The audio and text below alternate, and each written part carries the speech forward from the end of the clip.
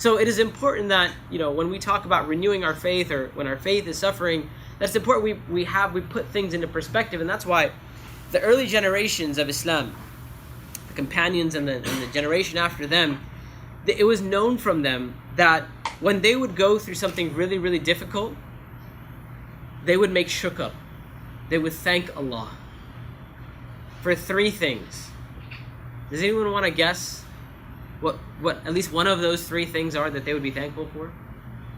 Allah puts you in a difficulty. Allah puts you in a hardship. And we say you should be thankful to Allah. Well, what is there to be thankful about? So number 1, yeah. So we are grateful that He loves those, or He tests those whom He loves, right? Is that what you said? So that's correct. That's very good. But we can put that in a broader sense. We can say that we recognized that difficulty as love of Allah. We recognized this hardship as a test. That's number 1. Very good. So we're going through a hardship. Number 1, we are grateful, we're thankful that we recognize this as a test from Allah. We recognize this, that it is from Allah's love for us that He's testing us. There's 2 more. 2 more, yeah. There's always someone that can be in a worse situation.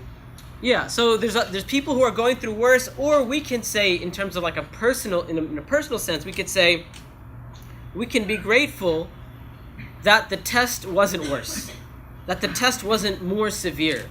And that's amazing, subhanAllah, because no matter how bad of a situation someone is in, it could always be worse, right? And we usually don't say this to people. By the way, if you're talking to someone who's going through a difficult time, don't go to them and say, you should be okay because it could have been worse, right? This is a personal thing, right? This is what we are personally grateful for. That, and by the way, like I said, it's very important that we don't invalidate people's feelings. We don't invalidate or kind of like diminish the hardship that they're going through.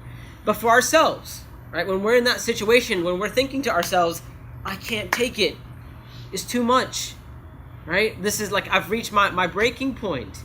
At that point, one of the ways we go through that, we like pass through that hurdle, is that we remind ourselves that the test could have been more severe. No matter how bad this test is, it could have been more severe. Number 3, there's the 3rd one. The last one is that the companions, they would be thankful to Allah that they weren't tested in their deen, that they weren't tested in their iman.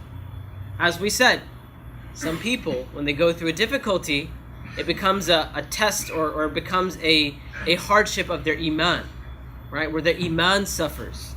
So, no matter what a person is going through, this person says, Alhamdulillah, my Islam is still intact.